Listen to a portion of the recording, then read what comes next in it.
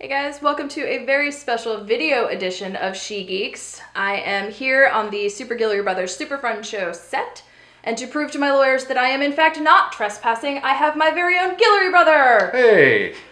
I am Brian, the most important Guillory brother. Your brothers are never gonna let you live that down. I'm the oldest, and that's how it works. The oldest is the most important. Yeah, I'm not gonna touch that. So we decided that since the premiere of Series 8 of Doctor Who is coming on this Saturday, and it is a topic that we both absolutely love and love to argue about, this would be the perfect opportunity for us to kind of sit down and have a chat about the difference of opinion that we have. We kind of started getting into Doctor Who a little bit differently. I watched it with my mom as a kid. I started with Tom Baker. You came to it late into the new series. Yeah.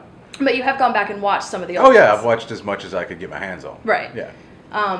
And I think that the reason why your favorite Doctor is Matt Smith is because you started late. I think if you had started earlier, you probably wouldn't be. I mean, I can't say one way or the other, Yeah. but he was technically my first. He was my first Doctor. He was the first episode I ever saw of Doctor Who was I don't remember the name of the episode, but it was the one where he meets young Amy Pond and there's the crack in the wall. And Right. Yeah, that was my very first episode. Right. So you started super late. Super late. Yeah. Right. Wow. See, like I said, I started with Tom Baker, but even in the new series of them, of the three of them that there have been thus far, I'd say my favorite is probably David Tennant. It would be Eccleston if he had lasted longer. I think he was fantastic. Oh, he was amazing. He definitely would have been my favorite were he able to actually stay on the show a little bit longer. But Matt Smith is probably my least favorite Doctor of all time. Wow, that's saying a lot. It is. It is. I mean, that's a lot of doctors. It is a lot of doctors. That's a lot of doctors. Now, to be fair, I was aware of Doctor Who from when I can remember. You know, I remember it would come on PBS. Right. And I couldn't get past the intro. Yeah. It just scared the hell out of me. Yeah, I was just like, no, I'm not watching this. Moving on. Yeah, I mean, I was what maybe like 7. Yeah. You know, something like that.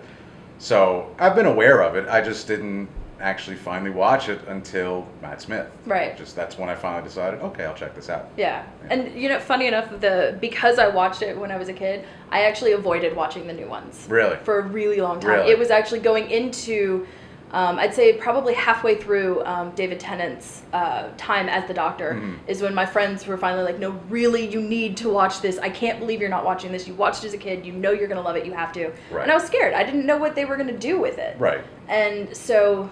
But when I started watching it, I went back and started, you know, with the reboot and went from there and caught up to where we were. By the time I caught up, it was pretty much Matt Smith's time. Right. Well, that's what I did. I mean, I started like with Smith. I started that first season of his, which was what, season 5? Yeah. And then after season 5, I went back and I just started with Eccleston. Right. And I watched everything, Eccleston through Tennant up to Smith. Right. And then I finally went back to the old original series, which, you know, a lot of them are really good. Like the Pirate Planet, Baker. Everybody loves Baker. Oh, I mean, If you don't like Baker, then why are you even watching the show, really? But, you know, the Pirate Planet is one of the series that sticks out to me. The one that was written by Douglas Adams. Yeah. Which, that in and of itself. That's quintessential Who. The second you're a nerd, you're just like, oh, Douglas Adams. Right, he did that? Okay. And it's Baker? Okay, Yeah. It's kind of like the new ones were like the ones that Neil Gaiman read. You're just like, okay. Right. Yeah. Which, you know, that's such a great episode. So, now, it is. Now, I have to ask you a question. Okay. Your distaste for Smith. Yes. Is it you dislike Matt Smith or his portrayal of the Doctor, or is it that you dislike everything in his series, be it the way Moffat drove it, be it the Ponds, be it the way it was structured, be it how they kind of just reintroduced River and changed her, just drastically. Was it Smith? Was it his actual Doctor? His Doctor. Or was it everything around him? Honestly, I think it's both.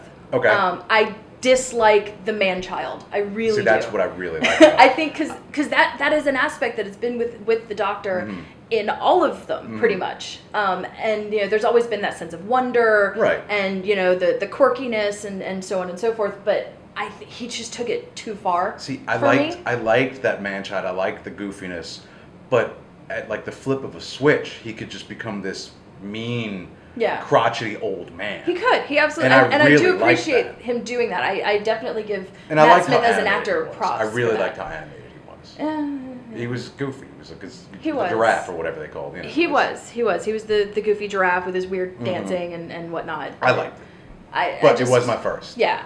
I loved Eccleston. Absolutely. Yeah. Of the newer ones, Tennant was my least favorite. Really?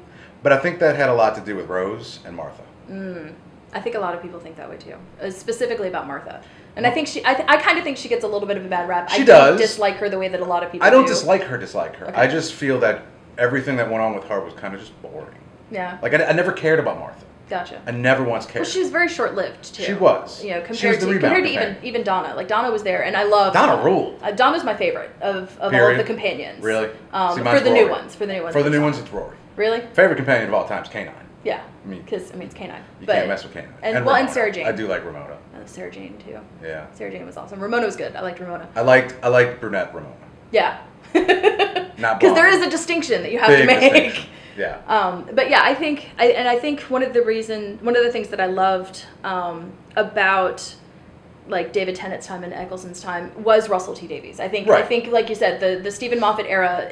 I am not a fan of Stephen Moffat. Right. I'm not a fan of what he's done with the show. I absolutely believe that he is sexist. Okay. Or at least his writing has been. I can't say that I see that because I don't pay attention to things like that. Right. Like, well, a lot of people don't. Right. And a lot of people who, you know, like I'll say that too, and they're like, "Oh, you just love Russell T Davies," and I do. I don't discount that you're right. You know, that I never saw it because that's not what I was. I never paid attention to things like that. Well, there was a study that was done. A woman did a study for her, I believe it was her graduate degree. Mm-hmm. And it was very specifically the differences between Russell T Davies and Stephen Moffat, their time. Okay. What they wrote, their companions, whether or not they passed the Bechdel Test. I don't know if you're familiar with it. No. It was created a long time ago. It was created a long time ago for film specifically. Okay. And it's a very simple, very, very simple way of immediately looking at a film and saying whether or not this actually is not necessarily sexist per se, but whether or not it has a good female presence in it. Okay. And they're very, very simple rules. Is there a female character with a name? Specifically, are there two named female characters? Do they speak to each other at some point? And if they're speaking to each other, are they not talking about a man? So you have to have two named female characters who speak to each other about something other than a man. Now, okay, to play, I guess, devil's advocate here, that's kind of that last one, speaking about a man, because a lot of the show is people talking about the doctor. Right, there is. So that's kind of, I mean, well, let's look at Moffat. You've got River and you've got Amy. They spoke together. Yeah. But a lot of times they spoke about the doctor. More than often. But everyone on the show spoke about the doctor. A lot of people did, yeah. But basically what they did for this particular study, because I mean, just in general, that's a very, very broad spectrum of things, and it doesn't work even just outside of Doctor Who. It doesn't really work for every movie. Like Gravity technically would fail it, right? Even though it's pretty much just her. Two people. It would still have failed it because there was only one named female character. So you have to look at things. You know, Saving Private Ryan is another one. There's no female characters in it. There shouldn't be. That's not what the story's about. So it's a good jumping off point. It's not the end all be all of does it pass or fail. But it's a good place to kind of jump off and see. And for Doctor Who, what they specifically did was he could be in the room while they were speaking. They could reference him, like, you know, oh, how did you get here? Oh, I came here in the box with the doctor. Okay. You know, they could reference him, but they have to have at least a few more lines about, like, what's happening. Other things. You know, what's going on. You know, we need to go over here, or this is happening, you know, stuff like that. There has to be some sort of dialogue between them that's not exclusively about a man, be it the doctor or not. Like, they could reference men, that's fine. And they found specifically, if you go, they also checked with speaking time of each female character. And they found that during Russell T Davies' time, the episodes that he wrote passed the Bechdel test about 89% of the time. Okay, well, because I was going to say, though, especially with Rose, there was really only ever just Rose. Right, she didn't speak a lot. Unless you count Jack as female sometimes. That's possible. But they were always still talking about the doctor. But it was, you know, like when they went back, like for the Christmas Carol episode. Right. You know, she and the young girl in that episode whose name is escaping me at this point, they spoke, quite a bit about, where she was from. Wait, which Christmas Carol episode? The one with Dickens? Yeah, the one with Dickens. Not Gwen Cooper? Not Gwen Cooper. Right. Yeah. Right. Yeah. Okay. So they, so she, there were episodes where she would interact with other people that they came in contact with. But they found during Stephen Moffat's reign, it was more closer to about 50% of the time did his episodes pass. Okay. And, when you bring up Amy and River, especially Amy, I hate Amy. I know. I so hate Amy. The whole Pons thing has always bothered me. I think for a lot of it, it became about Amy and her love for the Doctor. And that's not what I watch Doctor Who for. No. And I think... they even touched on it in... Which I don't think it's fair that you hate the Pons. I think you should just hate Amy. I do, and unfortunately Rory is amazing. Rory is fantastic, and I love Rory. I love Rory's dad. Yeah. And I feel bad that sometimes he gets lumped into that. Right. I do feel bad for that. But she, even in certain episodes, they touched on, her love, her undying love of the Doctor and her undying trust in him and whatnot was very central to who she was as a character. Yeah. And then River was created to be a love interest for the Doctor, I feel. Right. And that... Now, was she originally? I don't know if she was originally. Like back in the library? I'm not sure, but she definitely changed. Because that was Davies, wasn't it? That was Davies, but she changed between... Oh, I know she changed. That episode and when she and Matt Smith became the couple that they were. And it bothers me. I want to like her, I really do. There's so many monologues the character is amazing. Just her... The character, when you take her away from the Doctor... Is awesome. Is amazing. The concept of that is amazing. But she pretty much never talks about anything other than the Doctor. Or, True. There's actually one scene where the Doctor's given, Amy and River...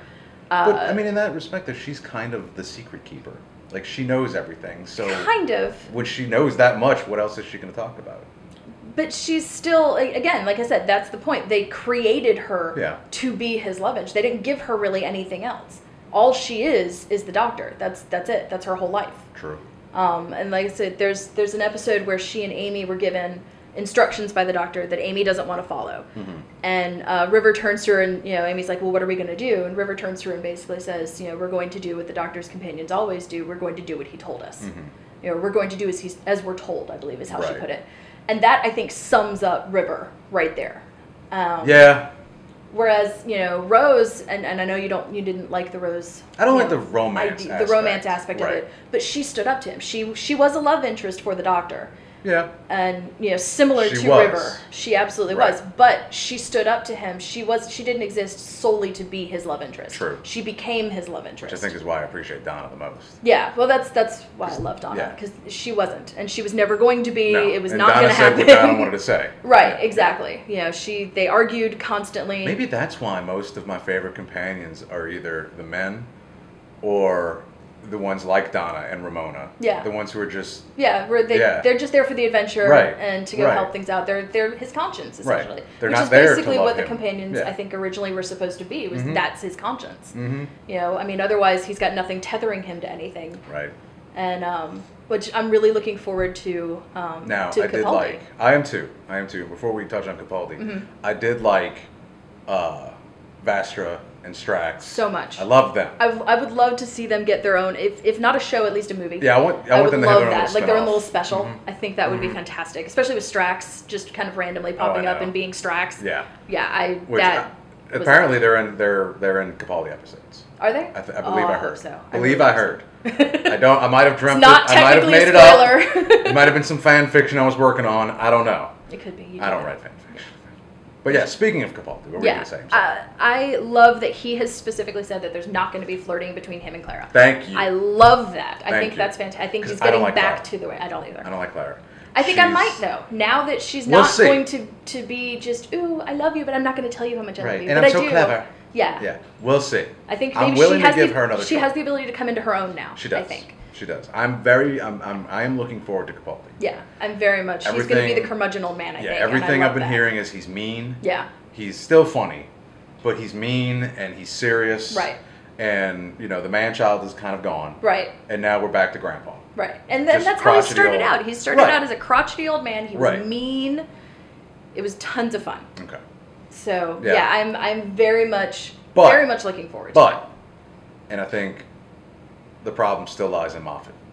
Yeah, I think it does, and I worry about it. I really do. I was hoping that he was going to leave. Especially after the last season. Oh, so now, bad. the 50th, to me, was great. I had zero problems with it besides Clara being there. Yeah. I love the 50th. I liked the interaction between the three of them. Mm-hmm. You know, the War Doctor was War awesome. Doctor and Tennant and Smith. I thought the War Doctor was going to be totally different. I'm glad he actually came out being like funny and like, you know, he still had the sense of relatable. humor. And he wasn't just grim. Right. Because everything's grim now. Yeah. Everything. Except for Guardians, which was amazing. But yeah, no, I liked the 50th special. Mm-hmm. I liked it quite a bit. I think, like I said, the interplay between the different doctors, I think, was a lot of fun. Tennant and Smith made it, though. They did. They played off each other so well. They were so good. They were having so much fun with it. They were so good. And that was perfect. Mm-hmm. But I think the I wish he'd have been involved. It would have been nice, yeah. Mm-hmm. But that's his choice. Mm-hmm. I have better things to do. I do think that the last episode of Matt Smith was... I hated it. I didn't hate it. I hated it. I thought he deserved better because, again, that's my favorite. I thoroughly enjoyed the last 2 minutes. And I liked Handles. Handles was cool. But Handles was cool. I do like Handles. The last 2 minutes, I enjoyed his speech. It was, I don't know, I just liked it. It was too ishy-moo-moo for me. But it was kind of like he was also growing up. I guess, maybe. And I mean, I like too late. And I like Capaldi's reveal. I liked Capaldi's reveal. I thought that was very cool. And in the 50th, I loved his eyebrows. Yeah. That was, like, yes, I want to see that. I want those eyebrows all the time, yeah. I want that intensity. Yeah. But I think, I don't know, they went too far with it, I think. It was built up, like the whole last season, they just kept getting bigger and bigger and bigger, and it was superfluous to me. It was too much. I agree. The last season was very much a letdown. Yeah, it really was. It really was. So that's why I am totally looking forward to Peter Capaldi, to the new Doctor Who Series 8, which comes on this Saturday. And if you are New Orleans local, I will be at the Crown and Anchor Pub in Algiers Point. You cannot miss it. It's the only place with a TARDIS for a front door to watch the season premiere of Series 8 with Peter Capaldi. I doubt you'll be there because you hate leaving the house. Yeah.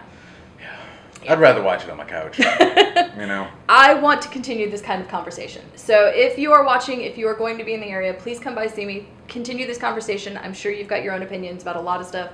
Maybe you agree with him, maybe you agree with me, maybe you have something completely different. I'd love to hear it from you. No one's wrong, except for her. Right, yeah. Now I don't even want to plug your show. Fine. I'll do it myself. Yeah, just go. You can check me out on YouTube. It's a Super Guillory Brothers super fun show. You can also find us on Facebook, which is facebook.com/Guillory Brothers. And we do a show about all things nerd. And it's really more of an opinion piece, but it is. You know, it's a fun show. It's very aptly named. It is, in fact, a super fun show. And there's 3 of us. There are. He's the oldest. Mm-hmm. He's the most curmudgeon of the 3 I'm the history as well. lesson, the buff. Yeah. But there will be links to his show, to the YouTube channel, as well as Facebook, in the wordy bits, either up there or down there, depending on where you're watching it, as in comment section and whatnot. And but a bit of a spoiler, she'll be on our show next week. I will. So keep your eye out for that. I'll post links to that as well, because it's going to be fun. I think so. Tons of fun. Yeah. So yeah, hopefully I'll see you guys on Saturday. If not, leave me a comment. Let me know what you think about the premiere once it's on. I think that's about it. Cool. All right. Stay nerdy. Later.